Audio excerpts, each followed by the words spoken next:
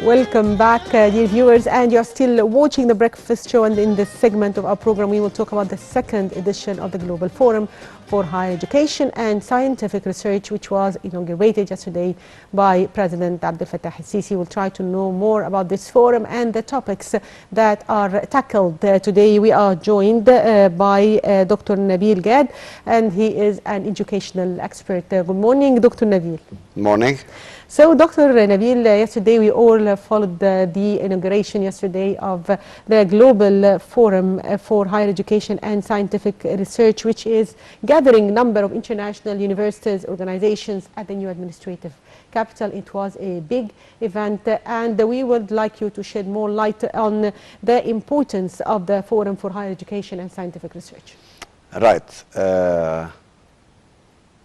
In fact, I was so pleased that this forum was held yesterday in the new administrative capital. So this by itself is an indication that Egypt has stability and security and promising projects for the future. True. And one of the most important items President Sisi has mentioned is that education is one of the human rights which we have to follow and apply literally and practically, not only logos. And the participants in the conference actually liked such an idea. And he said that this forum is to encourage the educational projects that we have, all what we have now, because education is a means for combating extremism and terrorism. And since Egypt, thank God, we have the atmosphere of double S, I call it, security and stability. So since these two items are available, I think this will help everything to come to a successful end. And one of the good things also that was highlighted yesterday, that construction of buildings and stones is okay. However, when we have the construction of new generation, I mean the investment of education and the generations to come, that would be far much better for the future generations who will be leaders of this country. They will be having and holding very good positions in the future, so they are promising, and we wish them the best of luck.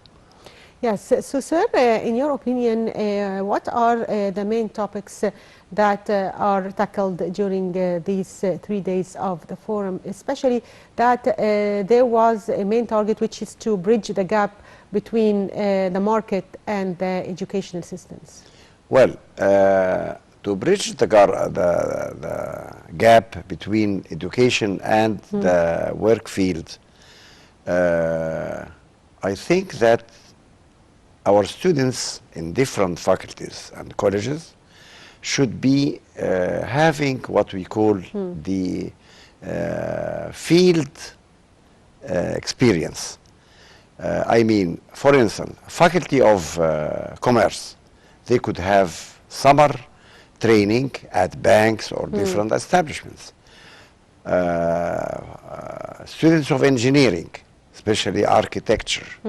I watched a couple of days ago one of the high institutes for engineering and technology, that the professor there, professor of architecture, accompanied them to a field trip to El Baron Palace, just to see how wonderful the architecture is there, to the Islamic Museum, to different places where they can acquire the field experience, and then they come back, they write a report.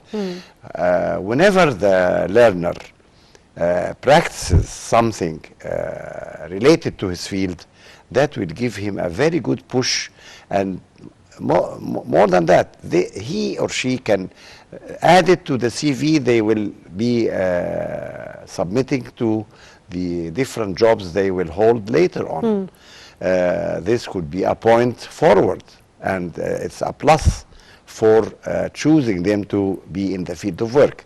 So the practical training, teachers, for instance, at the Faculty of Education, in the third year, they go and have the teacher training in the prep stage. In the fourth year, this happened actually with me when I was so young. Yes. They go to the secondary stage. So that gives us a very good link to the real field of study. Yes, also technology companies specialized in education and scientific research are represented in the pavilion of the exhibition held on the sidelines of the forum. Do you believe that the coronavirus pandemic has contributed to raising awareness towards importance of the field of information technology? Yes, again, I will repeat what I just mentioned, about the security that we have. It's not only the security for the citizens' safety, but it's also for the security for the medical reasons. So unless we have a good command of the virus nowadays, and I'm so happy that the numbers of vaccinated people in Egypt has reached over 35 millions, which was very good. So what encouraged these participants to come to the forum is that they knew that Egypt is safe, and I wish everybody to be safe and sound all through his or her life.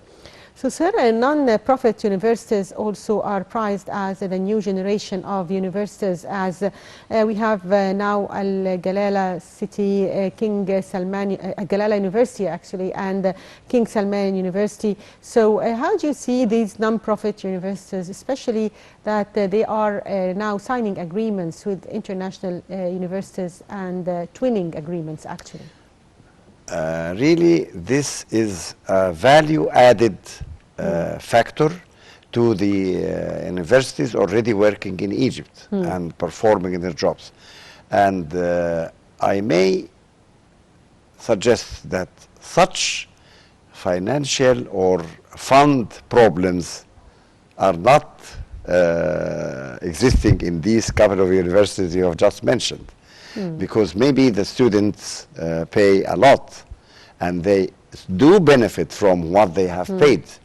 And as I mentioned earlier also, they give them the chances to be practicing and experimenting in real life situations. Maybe we have the same thing, but in lesser degree in the governmental universities or the private universities. But these couple of universities, Galala and King Salman's University, maybe will add more and could set examples for the others. You mentioned the point of the twinning of universities. Yes. I always remember the wise saying that two heads are better than one.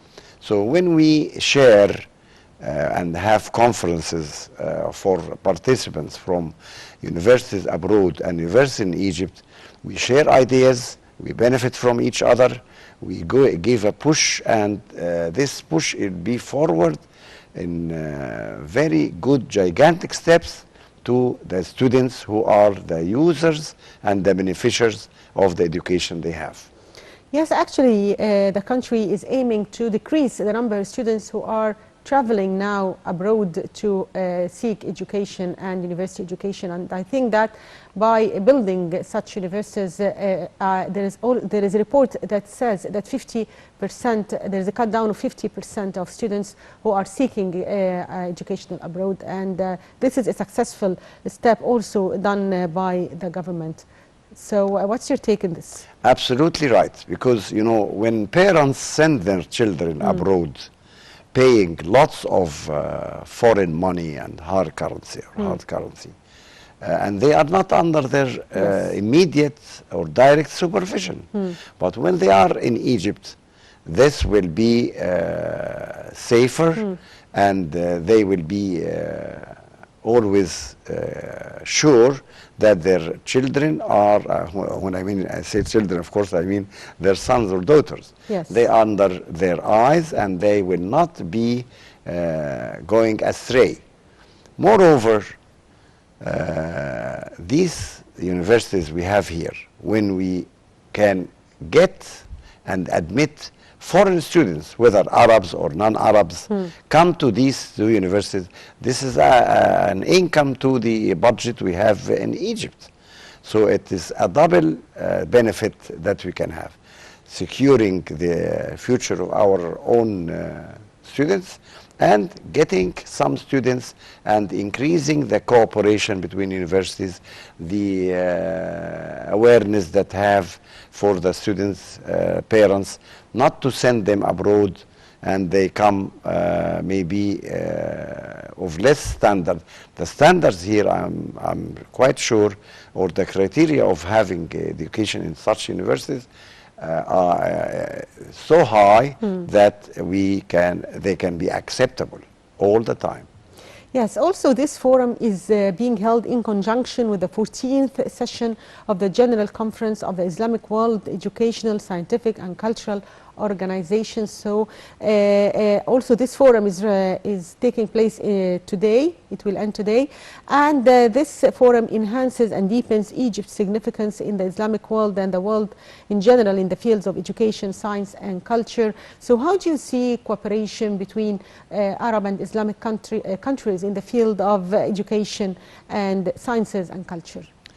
Well, I heard one of the leaders of the forum yesterday praising Egypt to a high extent. He got Egypt as a skyrocketing country in the world for its achievements that cannot be denied, and undoubtedly everybody, not only Egyptians, even the outside world, can really and easily realize what we are doing right here.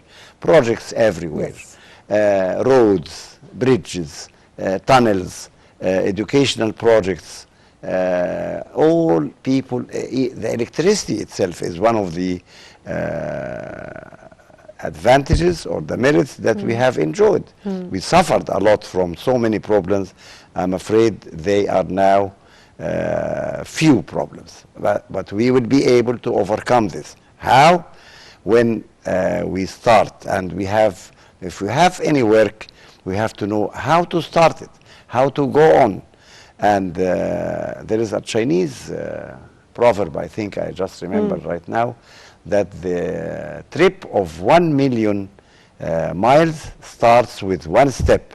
And I think we have already started this one step to launch all the goodness and the prosperity which we hope for our country and for all these friends and participants in the forum. Do you think that the higher education here in Egypt and the universities are still facing some challenges that needs to be solved or addressed in the coming period? I like the word you said, that challenges. They face some challenges. Of course, there are some. We cannot deny them. Yes. Or otherwise we'll be not stating the truth. But if there is a plan, well-knotted plan, to how to tackle such things, how to remedy the drawbacks and the shortcomings, and to avoid from the negative points that we had in the past, we will for sure advance and launch very good, promising education for every field in our life, especially the field of education, which we have to combat, not to combat only terrorism and this extremism, but we combat ignorance. Yes, education is key for development. That's right. And I wish I could live to the day when I find zero illiteracy. If this happens, it would be the greatest achievement ever. Actually, investing in human capital should be the first step of achieving development and sustainable development goals and Egypt's Vision 2030. So is it hard to invest in human capital? It's a big challenge. It's a long cherished dream. Yes. And it needs hard work. And cooperation. And cooperation, exactly. If one hand claps, it doesn't do, as we usually say. So two hands are better, or two heads, as I mentioned, are better than one. Yes. And to have a well-known plan, to be followed, to avoid the negative things and emphasize the positive points. With the help of the funds we have and the encouragement of the political leadership, I think we will have to achieve our goals so easily. Yes, also, Dr. Nabil, the forum yesterday tackled scientific research in Egypt and the government's efforts to support this vital sector, as scientific research also is very important for development, and it was ignored for many years, but now under the leadership of President Abdel Fattah al-Sisi, there is a big attention to scientists and scientific research here in Egypt. So how do you see these efforts by the government, and to what extent scientific research is really important at this stage? Everywhere in the world, every single country has what we call the scientific research. Yes. And we had a ministry, I think, that's combined now or linked with the Ministry of Higher Education, that it's for the scientific research. Scientific research is the place where scientists, inventors, discoverers hatch. Yes. Why? Because they, let us remember the late Dr. Ahmed Zuhail, the owner of, or the one who got the Nobel Prize for Peace in chemistry or physics. I'm afraid I misunderstood it. Anyhow, the late Dr. Ahmed Zuhail once mentioned that in the Center for Research he had in U.S., there was a cooperation between him. He used to be closing the drawer, having the researches and the reports he reached. However, then later he mentioned that I left them for others to continue. So again, the cooperation in the research center and the due care given by the Egyptian government nowadays is okay. I remember once the research centers were cancelled, but then they were in the formation of the new cabinet where later on, I don't exactly remember when, but they realized that it's so important. The research centers in all fields that you can imagine, they are essential. Yes, so sir, if we talk about investing in human capital in the coming period, developing skills of graduates and giving them more training before joining the market, as now we have new fields like artificial intelligence. Many new fields now are demanded by the market. So how can we help students and graduates to join the market and be capable to work? You remember I mentioned before the summer training to going to the sites, and if we put in our students or learners' minds to be self-motivated for getting such a thing, if you push by force somebody to learn, I think he won't or she won't. But if he or she is self-motivated, yes, he will seek such success by, maybe he fails at the beginning, but later on he will benefit from his mistakes and he will advance and get more and more for his future. And if you tell him or her that this training will be added, yes, in your CV, that will encourage them a lot. And for sure they will get good experience that makes the difference between them and non-trained employees or people seeking jobs. So if somebody in the interview with the interviewers mention about his or her experiences that they had before, I think this would be a point up to be chosen easily. Also, according to U.S. News ranking, Egypt has advanced 9 places in the global ranking of universities in 2020 to reach the 45th place. So what do you have to say about this and efforts to improve the education here in Egypt? I would say just a sentence: forward ever, backward never. It's good that we have achieved such a thing, and we hope next year Egypt will advance 20 ranks forward or ahead. So this comes by hard work, not only slogans or logos or something like that. It needs hard work all the time. Yes. I'd like to thank you, Dr. Nabil Gatbro, educational expert. Thank you, sir, for this precious information. And dear viewers, short break, and we'll be back with our second segment for today, so stay tuned.